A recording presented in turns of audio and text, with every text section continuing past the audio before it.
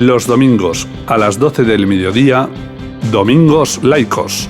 Una alternativa a la homilía dominical para despertar la mente y alimentar el alma. Domingos Laicos. Un programa para superar el paradigma confesional y favorecer la laicidad. Un marco de convivencia igualitario en el que cabemos todas las personas. Sabemos que la secularización de la sociedad española hoy es un hecho constatable. Según el CIP, en la última encuesta, el 80% de las bodas son ya de carácter civil. El 40% de los niños y niñas recién nacidos no se bautizan. El 63% de la población se considera no católica, pero solo se considera católica, dice, pero solo el 20% practicante. Y de ese 20% habitual, según la última encuesta, el 12%. En el caso de las generaciones de jóvenes, la cifra de quienes se declaran no religiosos supera el 50% y solo un 8% se consideran católicos practicantes. Sin embargo, la Iglesia Católica sigue teniendo gran influencia en las instituciones y en los poderes del Estado. Mantiene gran parte de los privilegios que logró durante el franquismo, al ser España considerada oficialmente un Estado católico, y sigue ejerciendo un fuerte dominio en muchos ámbitos de la sociedad, como es el caso de la escuela pública. Nos ha parecido interesante mantener un debate tertulia con jóvenes para saber cómo perciben ellos y viven esta situación, qué idea tienen acerca del laicismo y el modelo de sociedad que desde esa perspectiva se propone, y qué futuro auguran al fenómeno religioso. Pues bueno. Según la Constitución española, el Estado es aconfesional. El artículo 16.3 dice: ninguna confesión tendrá carácter estatal. Bueno, no os vamos a hacer esperar más y os vamos a presentar a los tres integrantes de hoy. Por un lado tenemos a José Manuel, predoctorando en Historia, responsable del área de Juventud de Podemos Andalucía y vicepresidente de la Asociación para la Recuperación de la Memoria Histórica en Puente Genil. También tenemos a Noelia, licenciada en Historia del Arte, cursando máster de Cinematografía en la UCO y miembro de la Coordinación de Red de Apoyo Mutuo de Córdoba. Y por último tenemos también a Héctor, a los seguidores del programa ya lo conocéis, un alumno que comienza bachillerato, luchador desde hace 4 años por la retirada de la simbología religiosa de su centro educativo, que exige que se respete la Constitución y el Estatuto de Andalucía y la LOE. Bueno, pues si os parece, comenzamos. ¿Qué tal? ¿Cómo estamos? Noelia. Muy bien, muchas gracias. José Manuel. Encantado de estar aquí con... Héctor. Igualmente, encantado. Muy bien, muy bien. Bueno, vamos al lío. Teníamos muchas ganas de hacer este programa, como ha dicho Ana, porque creemos que es muy importante conocer lo que se piensa y hablar con tranquilidad y con buen ambiente de estos temas con gente que sois el futuro de este país. Que nos coja el relevo, por favor. Bueno, pues para quien quiera empezar, ¿creéis que los jóvenes y las jóvenes que se declaran católicos comparten y siguen la moral y las prácticas de vida que mantienen la Iglesia Católica? Desde mi punto de vista, no. Gran parte de ellos quizá se sumen más a las prácticas más lúdicas, como puede ser Semana Santa, celebraciones religiosas, pero no practicantes como tal. Yo creo que es inferior al 8% que comentabas antes. Menos del 8%. Incluso. Sí. ¿Alguna opinión más? Yo creo que respecto al número de jóvenes practicantes, a lo mejor el dato es posible. El dato sobre jóvenes no religiosos creo que es un poco más alto, porque ese soy creyente aunque no practicante es una respuesta en que muchos jóvenes pues que no creen en la Iglesia como institución, ¿vale? Porque tiene muchas contradicciones incluso con los derechos humanos, ¿no? Y además no está adaptada a los tiempos que corren, ¿no? Hemos visto en muchas ocasiones la Iglesia no está adaptada a los tiempos que corren.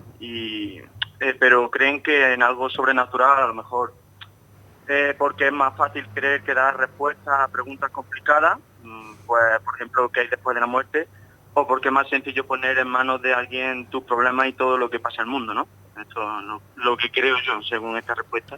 Es decir, sería, según tú, ese dato del CIS de que los jóvenes practican en un 8%, estaría bien. Noelia dice que posible. Se queda hasta alto. Es posible. Es posible, ¿no? Es posible, sí. ¿Querías comentar? Yo estoy de acuerdo con lo que ha planteado Noelia. Creo que tiene que ver un poco, especialmente aquí en Andalucía, ya sabemos cómo funciona un poco eso de que los católicos sean practicantes. Aunque yo creo que habría que entrar en eso, en esa cifra habría que entrar un poco más, ¿no? Que los creyentes que son practicantes, ¿de qué creyentes estamos hablando y de qué práctica estamos hablando, ¿no? Yo creo que eso habría que definirlo.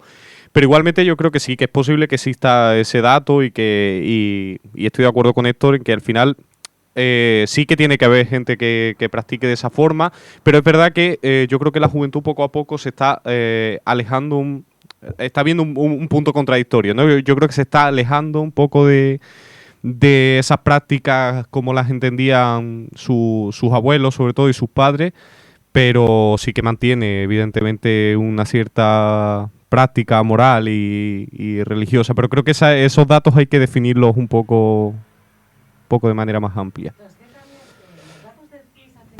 Son a nivel nacional y aquí desde Andalucía la perspectiva local nos puede desvirtuar un poco el discurso, porque realmente yo entiendo que en el aspecto religioso aquí hay una particularidad, entonces por ejemplo aquí vemos como hay jóvenes que se implican incluso cada vez más, está habiendo un cierto repunte en el tema de las procesiones, como apuntaba antes Noelia. Incluso se ha creado una cofradía universitaria en nuestra ciudad, en Córdoba. ¿A qué creéis que se debe este fenómeno? ¿Es una reminiscencia cultural? ¿Es un auténtico sentimiento religioso? ¿Simplemente es un sentimiento de identidad? Es decir, de sentirse adherido a un grupo, a una cultura, una inercia costumbrista. ¿Qué pasa aquí con las cofradías? Yo creo, desde mi punto de vista, que... Empezamos. ¿Quién empieza? A ver, sí que había empezado Noelia, venga. Sí, luego Héctor, luego vas tú, ¿vale? Venga. Perfecto. Que en cierto sentido creo que es un sentimiento de pertenencia y de tradición. Yo he visto muchos casos de personas que no son practicantes, bueno, como comentaba antes el compañero José Manuel, pero que por tradición mi familia desde pequeño me tenía en esta cofradía o mis amigos de toda la vida se han sumado, y yo creo que en ese sentido sería uno de los puntos a tener en cuenta. Y otro quizá el peso cultural de la Semana Santa, especialmente en Andalucía. Hay mucha gente que, aunque no crea o no practique, le parece una fiesta emocionante, le parece una fiesta con mucho componente cultural y se suman por eso. Yo creo que es lo que hay que tener en cuenta en Andalucía en este contexto. Uh-huh. Estaba de acuerdo con ella porque al pertenecer a una procesión pues viene sobre todo de las tradiciones familiares y que la gente joven lo ve como algo más social que religioso, ¿no? En muchas ocasiones aquí en Andalucía, como hay grandes procesiones como en Sevilla o en Córdoba, esos cofrades y toda esa gente, hay mucho postureo de cara a la galería, ¿no? Porque en mi opinión yo creo que la mayoría es una inercia costumbrista, creo yo, en mi parecer. José Manuel, desde la LOMCE se permite que la asignatura de religión compute para la nota media, y eso ha hecho que aumentara el número de alumnos y alumnas que la eligen, en detrimento de otras de contenidos científicos. ¿Interesa más la nota que los conocimientos o la formación científica? ¿Qué piensas al respecto? Hombre, como está montado el sistema educativo, sí, sin duda. Vamos, lo más importante es la nota, y además hay una competitividad por eso dentro del ámbito del instituto y de la universidad después, es indudable. En cuanto a lo de la LOMCE y la introducción de la religión y que compute como nota, eso ya, bueno, ya formamos parte de las protestas estudiantiles cuando implantaron la LOMCE en este sentido. Creo que influye en una medida escasa en cuanto a a la religiosidad de los jóvenes. No creo que el cursar la asignatura de religión haga que se fomente la religiosidad entre los jóvenes, pero sí que me parece una condición de poder de la Iglesia todavía dentro del instituto. Y hay gente que podría decir, no, pero la asignatura no es religión católica, es historia de la religión. Pero estaría mintiendo.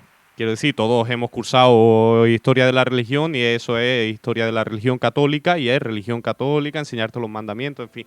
Que aprendes poco, es una hora perdida, pero te suma como nota y por eso la gente prefiere estar en...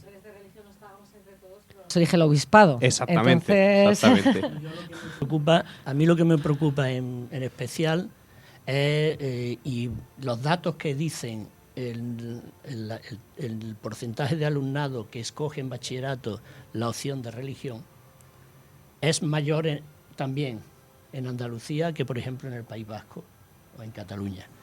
Y lo que me preocupa, como profesor también, es que parece que que hay poco aprecio por los conocimientos. Es decir, si tú prefieres perder el tiempo para que te den una nota y no aprender para tu futuro, con otra opción, que hay varias opciones. Si no eliges religión, tienes varias científicas de contenido. Eso es lo que me preocupa especialmente y que además se nota. Hay mucho más, dentro de los practicantes, más personas practicantes en el País Vasco, practicantes, aunque globalmente haya menos que se consideren católicos que aquí. Pero por muy practicante que sea, el concepto de formación está por encima de lo otro. O sea, lo que a mí personalmente me preocupa como andaluz y como profesor. El melón que has abierto es complicado, ¿no? Sí, bueno, además es que ya ahí entramos en una cuestión que sí que creo que es histórica y cultural, que tiene mucho que ver con... con la construcción de España y de una España castellana que tiene que ver con Castilla y Andalucía y de la que probablemente no formen tanto parte el País Vasco y Cataluña. Eso ya tiene más profundidad. Ahí ya estamos abriendo otro melón y además me estoy pillando los dedos porque...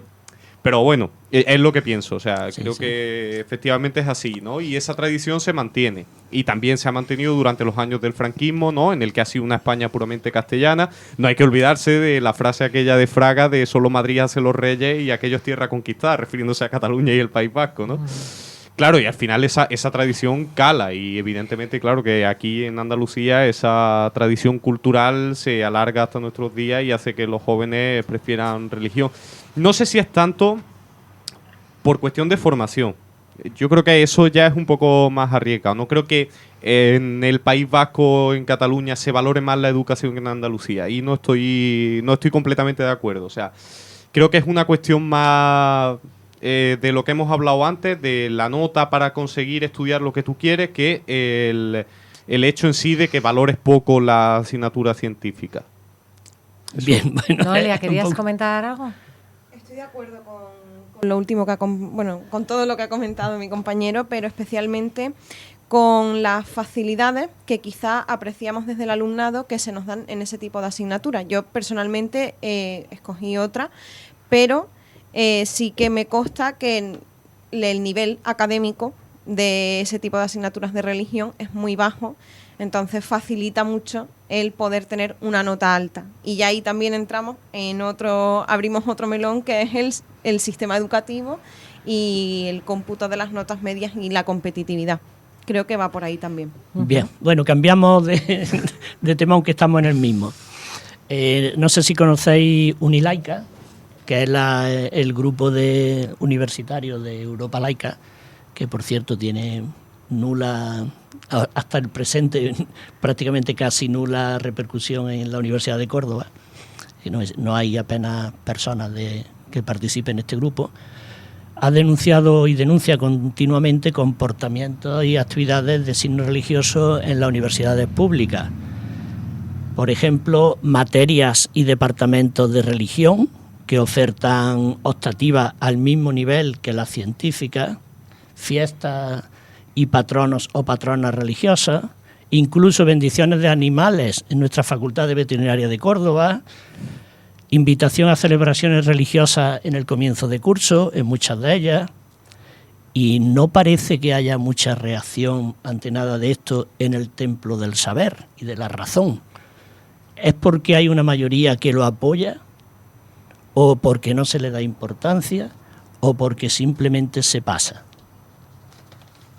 Yo creo que se pasa, que simplemente es una cuestión de que no atendemos o no tenemos quizá conciencia sobre que al final eso no deja de ser una muestra, una evidencia del peso que sigue teniendo la religión a nivel de Estado, a nivel de como poder dentro del sistema, ¿no? de la propia universidad, por ejemplo, como comentaba.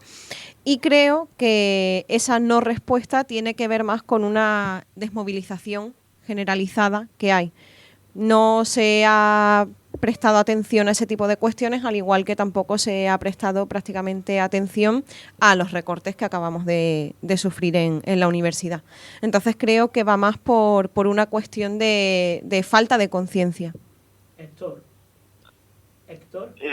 Yo creo que la mayoría de los jóvenes pues no nos tenemos a la religión, somos más tolerantes y las creencias que nosotros tenemos son más abiertas, como multiculturalismo o plurireligiosidad, pero también somos más ignorantes respecto a cómo nos influye la religión cuando se mete en lo público, ¿no? En lo de todo.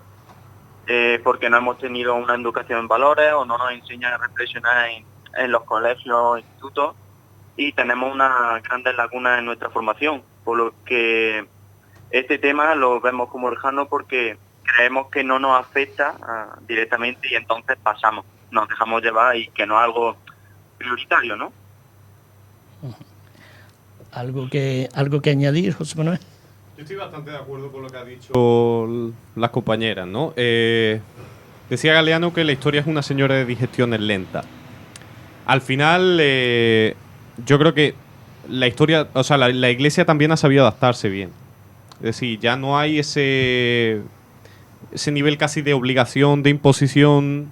No, es mucho más sutil ahora, ¿no? Ese tipo de cuestiones. Por ejemplo, yo recuerdo en el instituto que para nosotros era una festividad que nos llevasen a llevarle flores a la Virgen, porque perdíamos clase.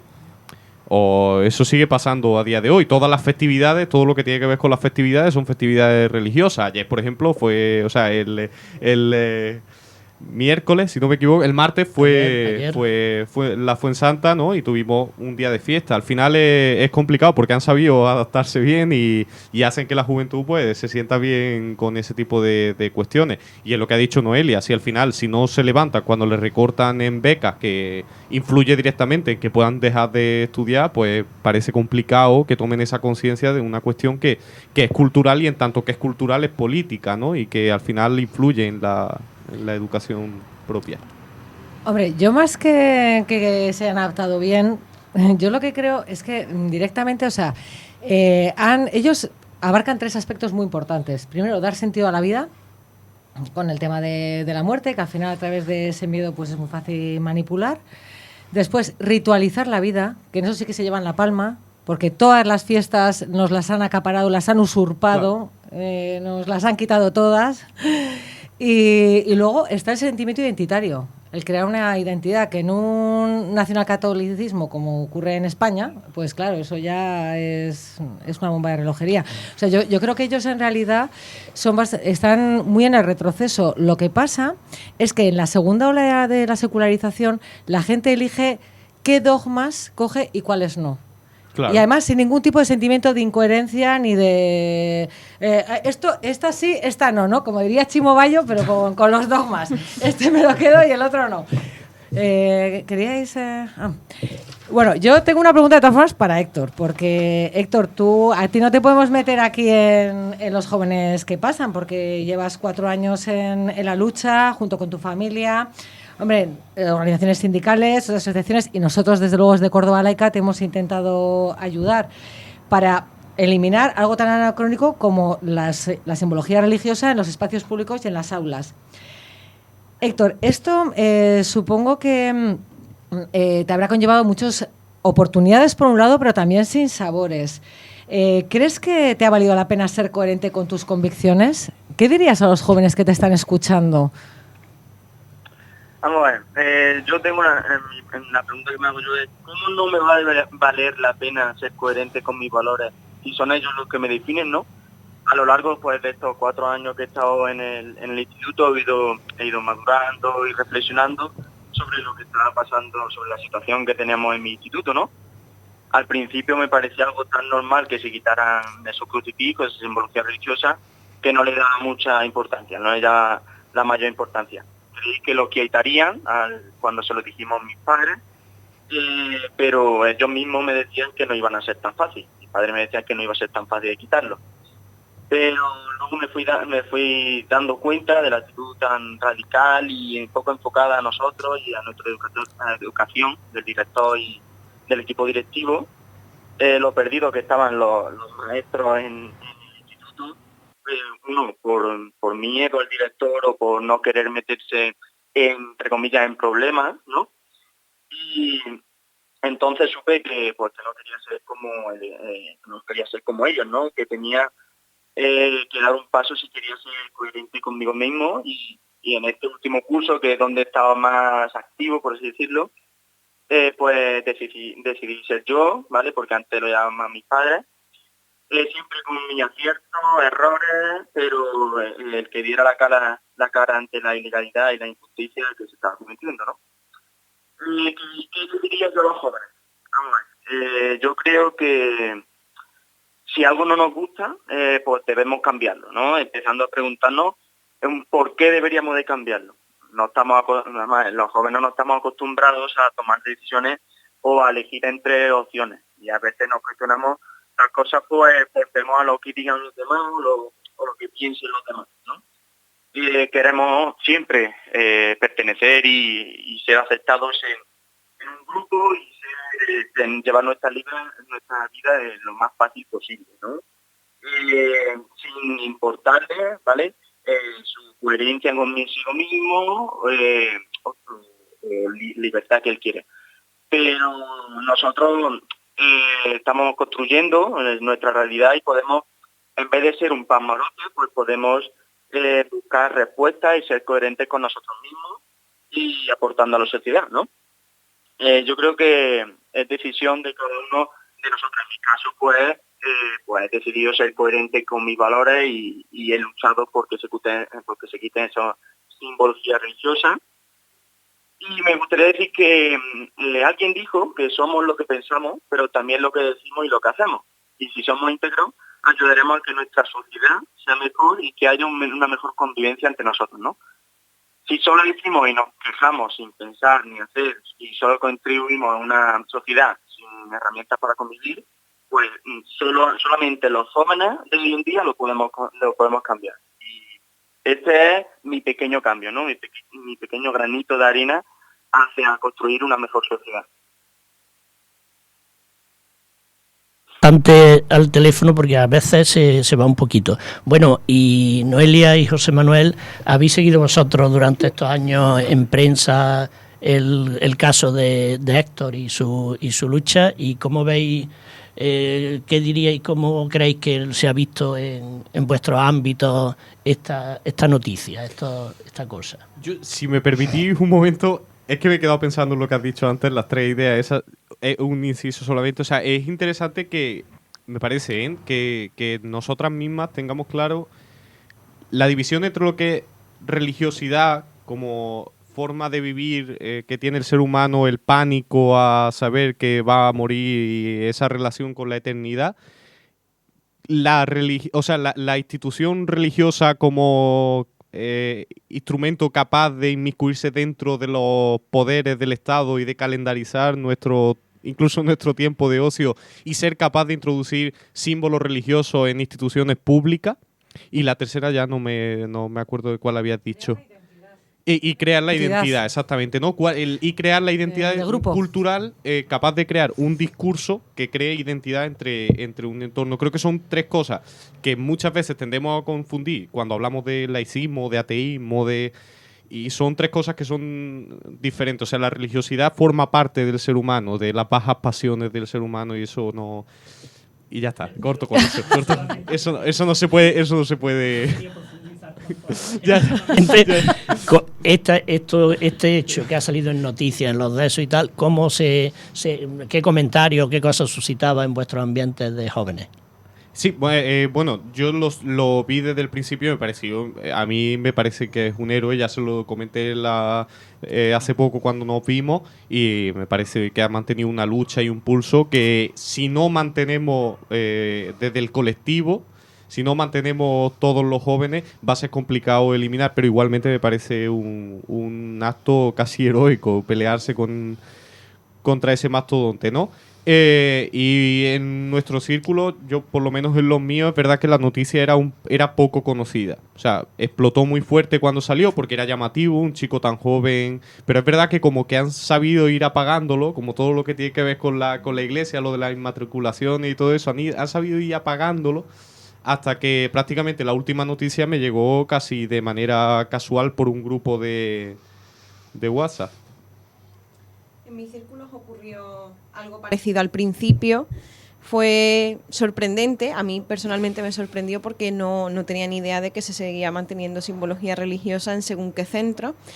Pero es verdad que luego se ha ido disipando con el tiempo. Yo la he seguido y me parece que ha servido como referente para este tipo de cuestiones, porque es algo que, como pasaba en la universidad, que lo comentábamos anteriormente, es algo cultural, es algo que damos por hecho, a lo mejor en lo que no reflexionamos demasiado, igual que los tiempos del ocio marcados por las festividades religiosas, y me parece que ha sido un despertar, ¿no? Que un chico tan joven además encabece una lucha tan importante, me parece que también esperanzador. Pues Héctor no ha tenido suficiente con los 4 añitos de lucha, porque estas vacaciones se ha dedicado a acudir a unas jornadas laicas en Torrellas con otros jóvenes de 14 y 25 años que pretendían fomentar una ciudadanía crítica, diversa, solidaria, creativa y comprometida. Héctor, ¿podrías contarnos un poco cómo ha sido tu experiencia en estas jornadas y qué conclusiones has sacado? La experiencia allí en Zaragoza, que en Torrellas, ¿no? Pues fue muy positiva, estuve allí un fin de semana, pero fue muy productivo, ¿no? Hicimos varios talleres de laicismo en el que hablamos sobre la simbología religiosa en centros educativos públicos o cómo las distintas religiones no deberían darse en los centros, sino cada una en su comunidad religiosa, como ocurre en Francia. Cómo esta pandemia ha quedado claro también que las soluciones a los problemas de la humanidad vienen de mano de la ciencia, dejando las diferentes religiones o creencias, todas respetables, y en los ámbitos de lo personal, y sobre todo la importancia de reivindicar los derechos de todos para evitar que en el ámbito público prevalezcan creencias particulares, defendiendo la aconfesionalidad del Estado y la igualdad de oportunidades entre todos los ciudadanos y ciudadanas. Con algo que también es reflexivo, de Nach, abre tu mente y cruza el universo.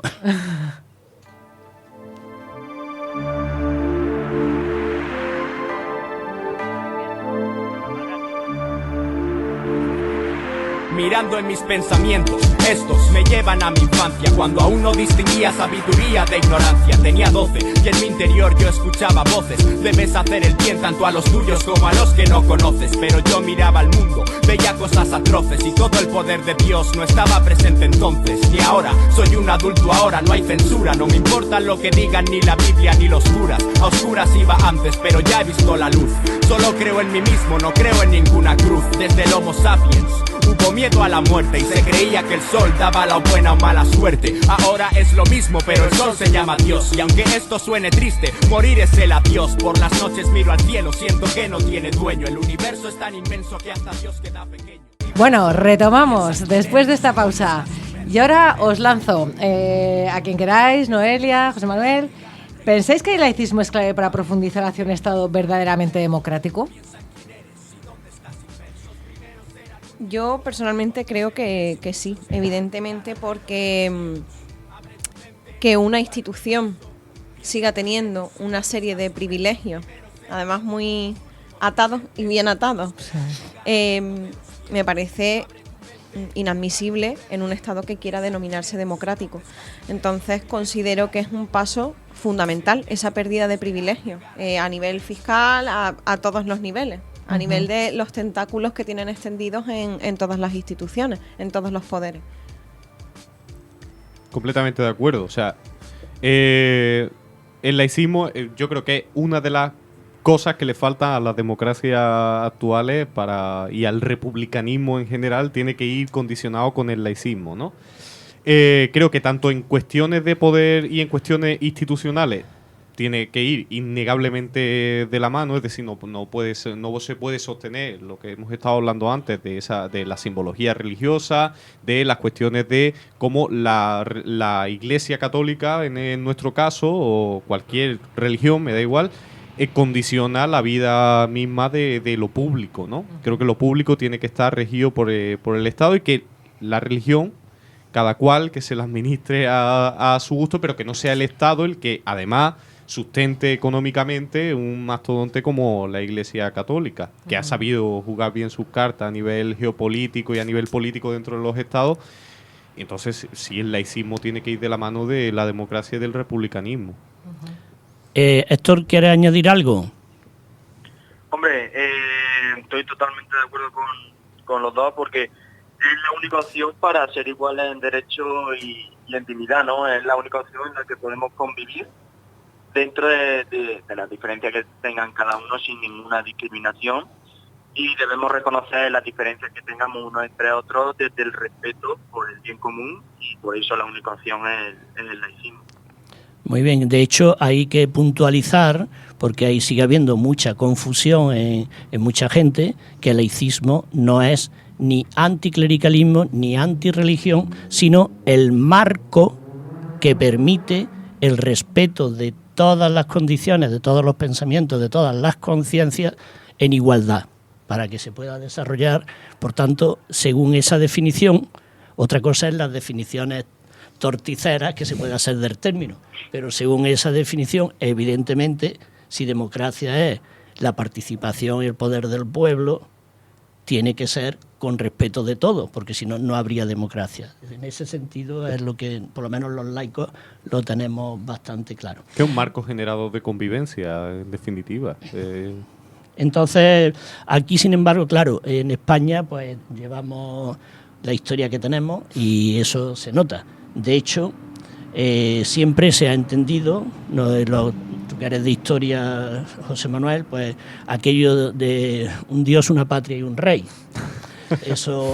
Eso aquí ha sido en todo el mundo, fue en la Edad Media y durante una serie de siglos estuvo eso más o menos así entendido, pero en España lo teníamos como tal establecido hace 40 años.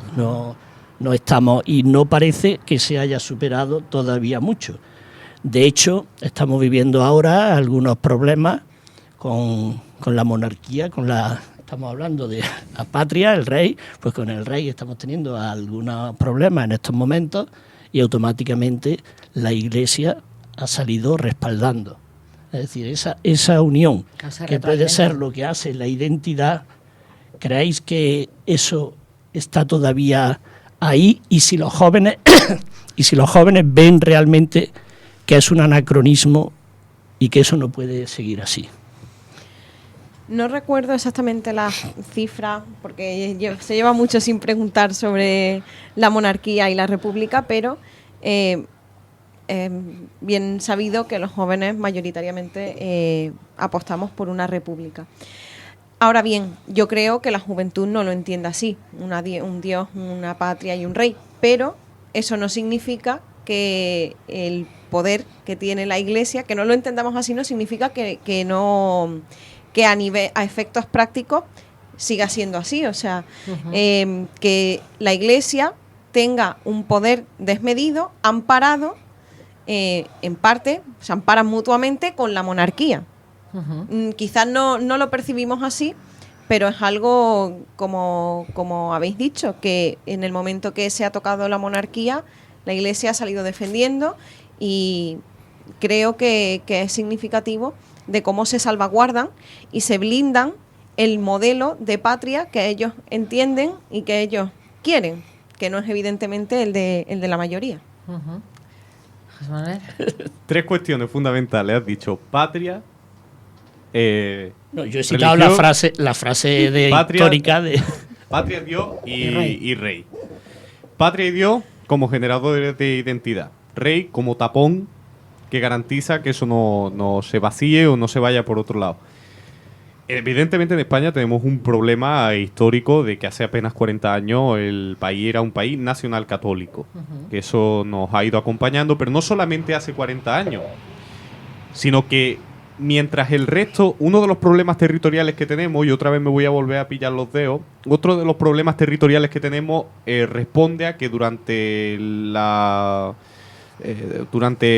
Edad Moderna, mientras se estaban generando estados y se estaba creando posteriormente, cuando se empiezan a crear los estados-nación, España sigue creando, no crea estado-nación, o sea, no crea nación propia, sino que es el catolicismo su forma de identidad.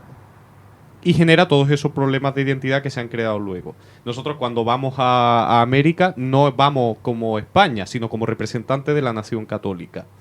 Entonces, esas dos cuestiones, tanto la religión como la patria, en España van naturalmente imbricadas porque son la forma de creación de identidad de gran parte bueno, ya de una pequeña parte, por suerte, del Estado. Pero cuidado con el término anacronismo cuando hablamos de construcciones identitarias y políticas. Está bien como discurso político, pero anacronismo como tal es complicado porque en tiempos de la República avanzamos mucho más en laicismo y 6 años después tuvimos 40 años de dictadura en los que la identidad se creaban en torno a la patria, al rey, o sea, en torno a la patria, a Dios y posteriormente al rey. Tenemos que generar condiciones suficientemente óptimas para generar otro tipo de identidad posible que gire en torno al laicismo y al republicanismo, pero dando una alternativa en positivo, ¿no? Es que en los gobernantes igual se ha impuesto el ansia de poder a la ideología y a la altura de miras y al sentimiento de Estado. Os digo, vamos, desde las guerras carlistas y todo, porque al final aquí nadie ha mirado por el pueblo se ha desangrado por defender a ciertos personajes y lo único que querían esos personajes era perpetuarse en el poder. Totalmente. Sin ningún tipo de escrúpulo. Entonces es que realmente, claro, aquí las ideologías... Pero bueno, en fin, tenemos que... No, yo quería solamente que no se ha tocado, pero que no es solamente en el caso español, y yo he puesto el ejemplo de las circunstancias que estamos viendo ahora en los últimos días, cuando se está peleando la monarquía, cómo se plantea que es que no es tocable, es decir, como pilares de la democracia, es decir, que nuestra democracia española, desde la Constitución, te repiten continuamente en muchísimos medios que está sustentado sobre ese pilar. Sí, sobre la monarquía. No hablan de la Iglesia como tal, patria, pero sí, ¿no? de la monarquía, que por tanto, y la monarquía está sustentado en la religión, viene de Dios. Es decir, que estamos, no sé yo eso si lo podéis comentar algo más, que no es solamente el que estamos con lo de la tradición, sino en la actualidad de ayer y de un gobierno de izquierdas que plantea que es complicado porque es como si fuera la columna que si la tocamos se puede caer. Claro, la generación de una estructura durante 80 años, ¿no? O sea, perdimos la guerra, perdimos, el progresismo perdió una guerra, fueron 40 años de dictadura y luego el periodo de la transición, que al final no deja de ser un proceso bastante pilotado, mucho menos de lo que le hubiese gustado, pero mucho más de lo que nos hubiese gustado a nosotros, bastante pilotado, y claro que hay una estructura como la monarquía que prácticamente es intocable y además se encargaron de que fuese intocable. La juventud a día de hoy, como ha planteado Noelia, creo que eso ya empieza a verlo menos intocable. O sea, eso de que ya hayan metido la mano, que hayan robado y todo ese tipo de cosas, eso ya empieza... Pero hay una estructura que es innegable, que tiene que ver con la monarquía, la Iglesia y la idea de España como una sola nación. Eso sigue, bueno, y ahora lo estamos viendo con la regresión de Vox, ¿no? Con ese proceso reaccionario que estamos viviendo. Es que yo creo que tanto religión como monarquía beben del dogma del elegido. O sea, eso tienen ese nexo común. Entonces, es que, y además, o sea, hay mucha simbología común. El rebaño y el pastor, ¿no? Es como si fuéramos aquí una panda de borregos y necesitamos que un elegido nos dirija. Y es que eso lo comparten tanto la monarquía. El monarca es inviolable, el obispo pues prácticamente también, y, o sea, es que realmente hay analogías. Sí, que el monoteísmo ahí nos fastidió bastante, ¿no? Porque cuando eran muchos reyes, muchos dioses y diferentes, ¿no? Era diferente, pero el monoteísmo nos destrozó. Vale, perdonad. Bueno, ¿por qué creéis que no hay un mayor compromiso con el laicismo por parte de la juventud, más concienciada social y políticamente? Es decir, entre la gente que ya tiene una convicción política y se pronuncia, ¿por qué no se pronuncian más a favor del laicismo? Teniendo en cuenta en que si quieren hacer una auténtica reforma en este país, se van a dar de bruces con la obstrucción de la Santa Madre Iglesia. ¿Por qué creéis que pasa eso? Una falta de, vuelvo a lo que decía antes, una falta de conciencia, ¿no? O sea, lo que hemos profundizado aquí, de al final nuestra democracia se sustenta en la monarquía y la monarquía se designa por una cuestión divina, creo que eso no es algo que hayamos reflexionado lo suficiente, por lo menos a lo mejor desde la juventud. Eso, y también creo sucesivas crisis que nos han tenido en otras cuestiones más inminentes. Nadie, bueno, gente se lo plantea, pero normalmente nos planteamos más las necesidades más inminentes, encontrar un trabajo, tener un techo, poder comer, que una cuestión de mayor peso que nos puede pasar más inadvertida porque ya es una cuestión, como decía el compañero, cultural. Y yo creo que eso es lo que tiene que ver con la falta de posicionamiento, quizá. Yo estoy de acuerdo con... a ver, Héctor, sí, dejemos sí, esto. El Vale. pobre. La pregunta que nos ha preguntado es una pregunta que yo también me hago, ¿no? Puede ser que esté más lo urgente y no es lo importante, ¿no? Son, como hemos visto ahora, son tiempos difíciles, pero debería haber en los partidos políticos un grupo de gente diversa que pensara pues sobre el laicismo y sobre temas tan importantes como educación o igualdad, por ejemplo, que crearan laboratorios de pensamiento en cada partido político y hablaran entre ellos y que dieran una amplia participación a los jóvenes en esos laboratorios, jóvenes de mente abierta que buscan el bien en nuestra sociedad. Podrían sacarse buenas cosas para nuestro país, yo creo, ¿no? José Manuel. A ver. Repite lo que me has dicho antes, lo que habías dicho, con lo que has terminado. Con las crisis, que considero que son las crisis las que nos han también tenido otras prioridades. Sí, pero se me ha ido la idea. Bueno, el tema es que es una cuestión que yo he debatido con muchos compañeros y camaradas de la izquierda de este país, vale, en el sentido de decir, ¿cómo no le dais importancia a lo que es una estructura fundamental para el cambio social? Yo creo que sí hay conciencia en la juventud. Es decir, creo que sí hay conciencia de eso. La juventud que está organizada políticamente, yo creo que sí hay conciencia. Tiene que ver mucho con lo que ha dicho ella, de que las guerras próximas que nos plantea el neoliberalismo, de estar permanentemente, pues ahora te recortan de aquí, ahora te fastidian por el otro lado.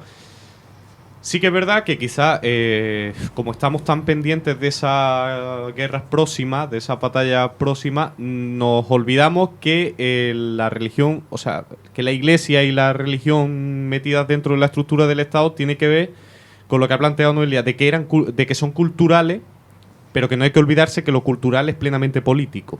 Si las batallas son culturales, pero entendiendo que la cultura es política.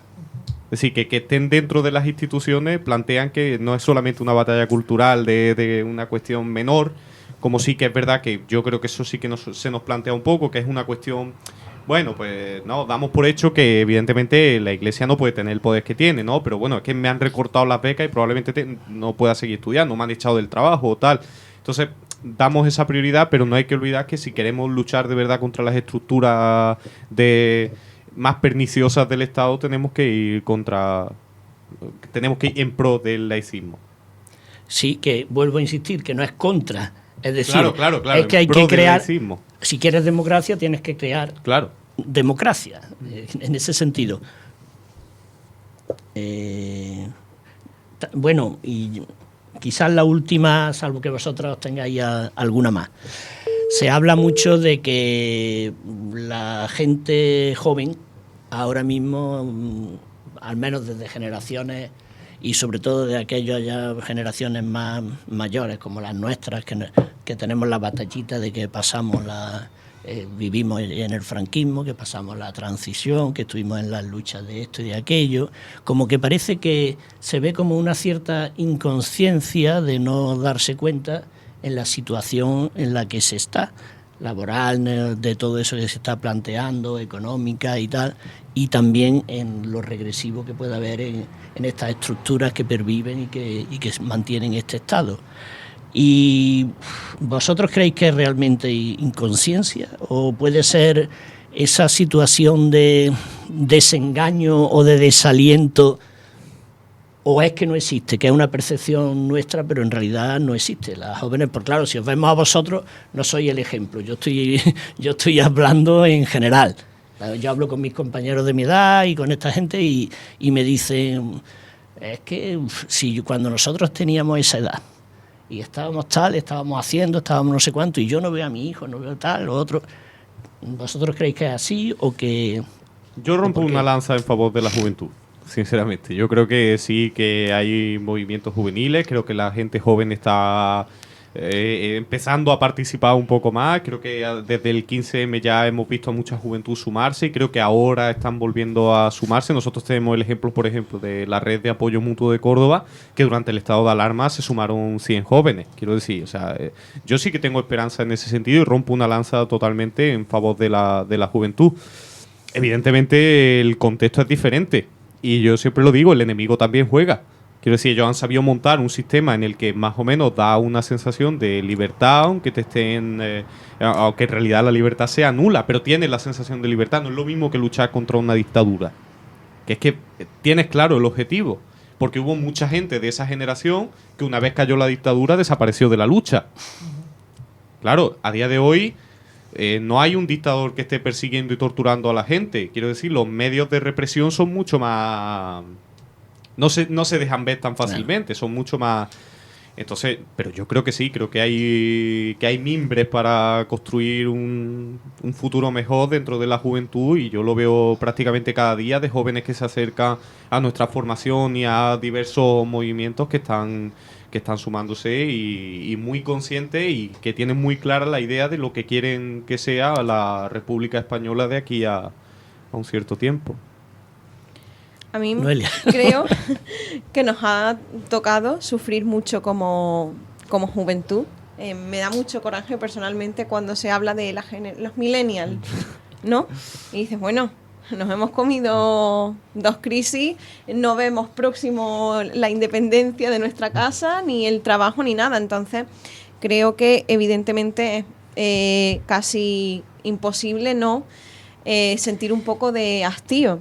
Aparte de lo que dice el compañero, todo está muy bien construido. No, ¿a quién se ataca? ¿Al sistema? ¿Quién es el sistema? Claro. ¿Qué es el sistema, no? Y aparte, muy blindado por modelos de ocio, por ejemplo, Total.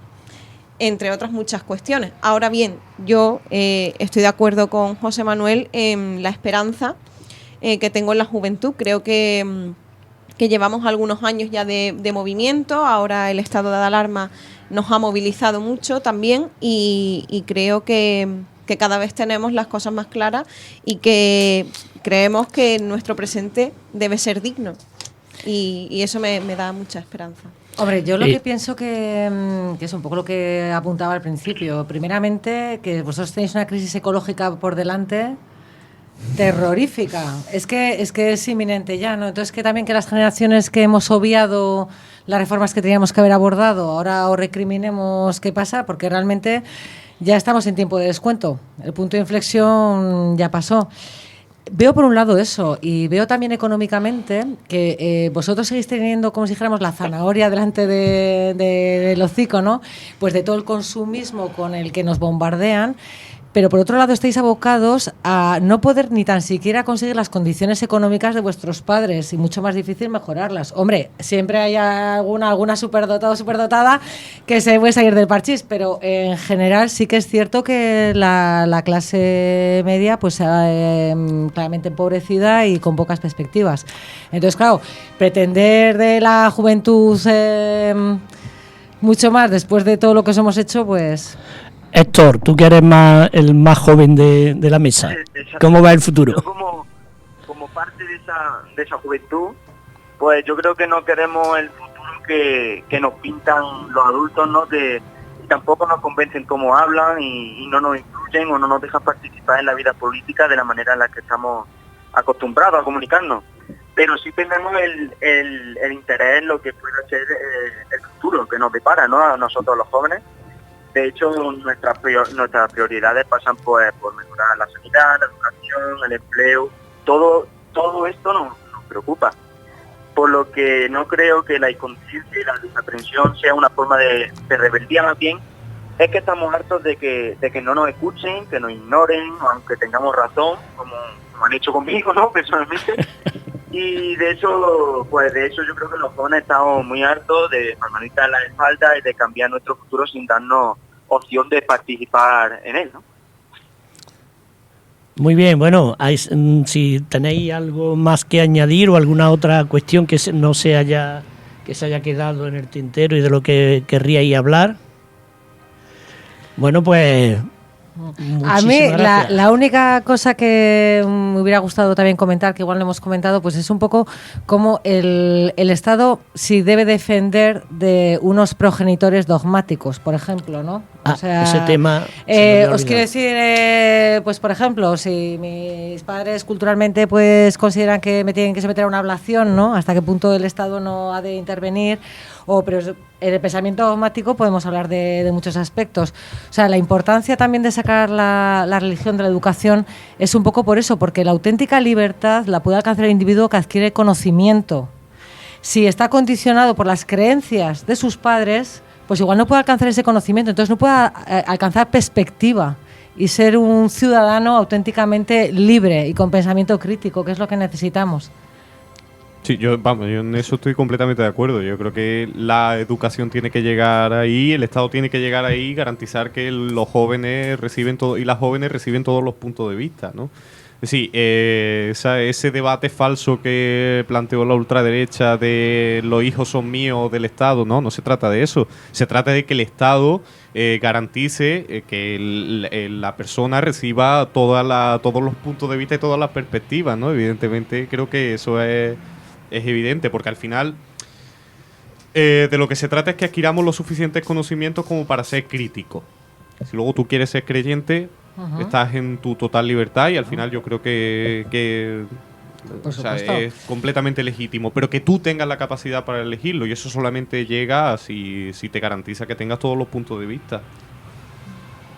Yo estoy completamente de acuerdo con el compañero, es dotar de las herramientas para poder desarrollar un pensamiento crítico, si quieres, pero por lo menos facilitar y garantizar esas herramientas. Y claro, ahí está, y eso Héctor de alguna manera lo ha vivido, el derecho del menor, que es un tema que Europa Laica ha debatido mucho e incluso ha llevado al Parlamento Europeo y a algunos organismos jurídicos y demás. Y es que se olvida, el Estado debe proteger más a las personas más indefensas.